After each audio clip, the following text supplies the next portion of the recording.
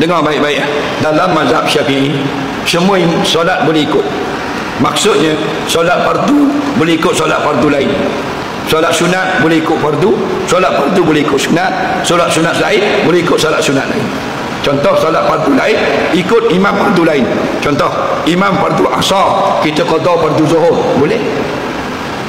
Atau imam semayang sunat, kita semayang fardu. Imam sunat tarawih, kita qada fardu subuh, boleh. Atau imam salat duha, sunat duha, kita sunat hajat, semayang jemaah, sah. Okey.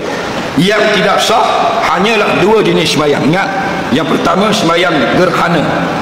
Gerhana ada dua, gerhana matahari dan gerhana bulan. Dacing tak ada.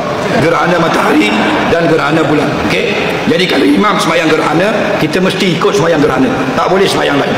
Kerana semayang gerhana dia lain. Dengar baik-baik. Dalam mazhab Syafi'i, semua solat boleh ikut. Maksudnya solat fardu boleh ikut solat fardu lain.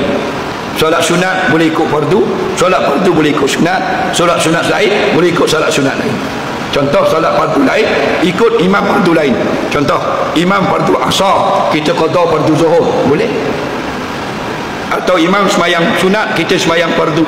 Imam sunat tarawih, kita qada fardu subuh, boleh.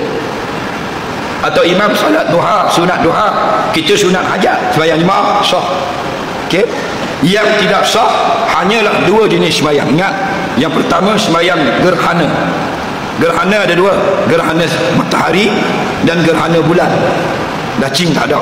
Gerhana matahari dan gerhana bulan. Okey. Jadi kalau imam semayang gerhana, kita mesti ikut semayang gerhana. Tak boleh semayang lain. Kerana semayang gerhana dia lain.